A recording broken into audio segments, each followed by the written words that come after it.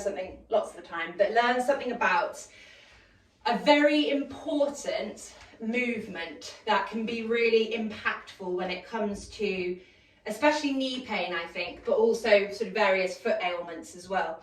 So we're going to have one foot in front of the other in a kind of staggered way. Don't worry too much about your back leg, sorry. So for once in my life, I don't care about your other leg because we're just thinking about that front leg. We're going to try and splay our toes nice and wide like our active starfish. Hopefully they are responding a little bit better than they did at the beginning. And we're getting that sense of my toes are active, they are involved in this, but they are not gripping and clawing, okay? So your toes are long, elegant toes, and the action is occurring through the ball of the foot rather than it being that the toes are kind of panicked and scrunching up. And what you're going to do here is look at your knee from above, and we're going to focus on two different directions. So some of you are going to find one way probably quite difficult, and others of you are going to find the other way difficult, and it tells you something about how your hips work and how your feet work and stuff like that. So the first thing that we're going to do is looking at our kneecap from above. We are going to take our kneecap towards our big toe joint. So we are bending into our knee and we're sort of doing a little bit of a lunge, but it's nothing too exciting in terms of the back leg.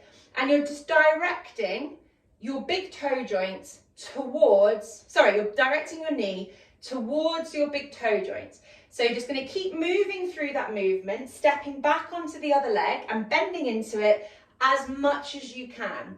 And you're not letting the knee fall further in than the big toe joint, but you are aiming for the big toe joint with the kneecap as you do this.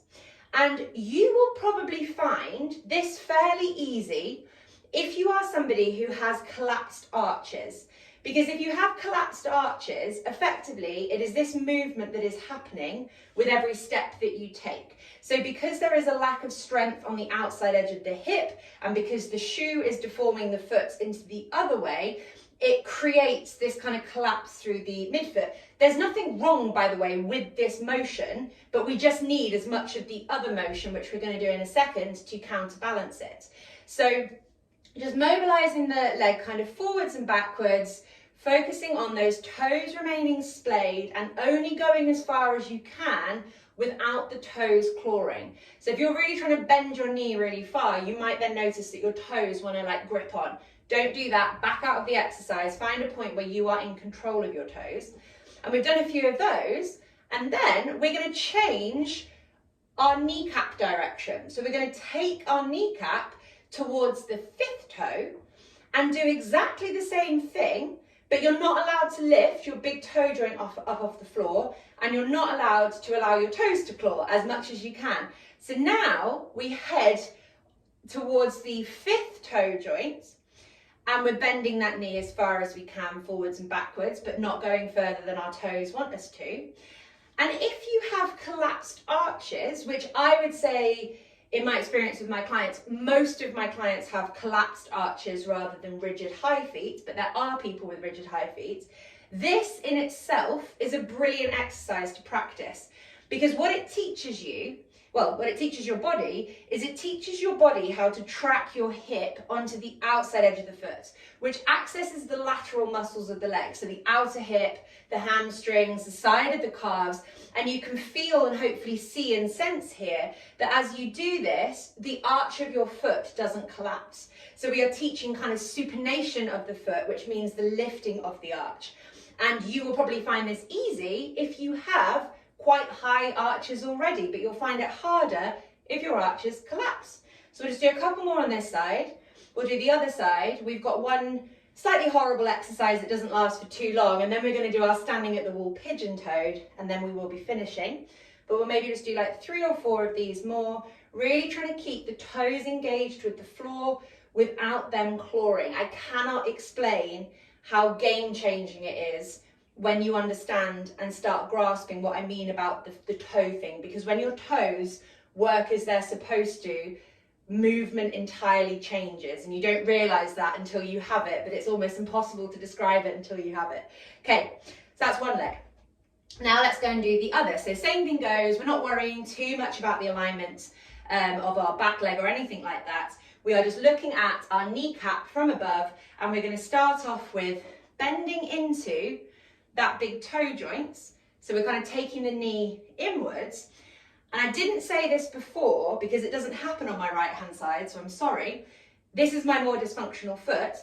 As you take your kneecap towards your big toe as you bend it, really try and only go as far as you can without the big toe adducting.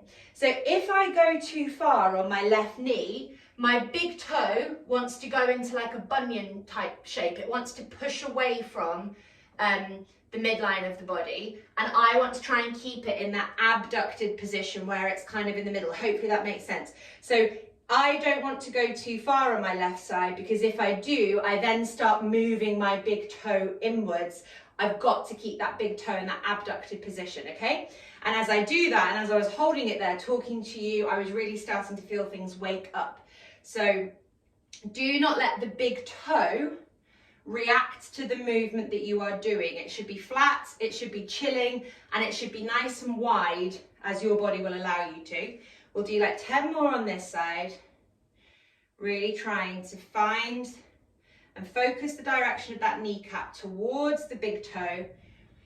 We're teaching a hip movement here, but we're also teaching a lower leg movement and also pronation of the foot. Just do a few more, trying to keep that big toe in that abducted position, but going as far as you can without the various other compensations. And then we'll do 2 more, 2, keeping that weight still on the outside edge of the foot. So even though you're driving towards the big toe joint, you're still staying grounded on the outside edge. Same principles apply, but we're going the other way. So we're driving the middle of our kneecap towards that 5th toe.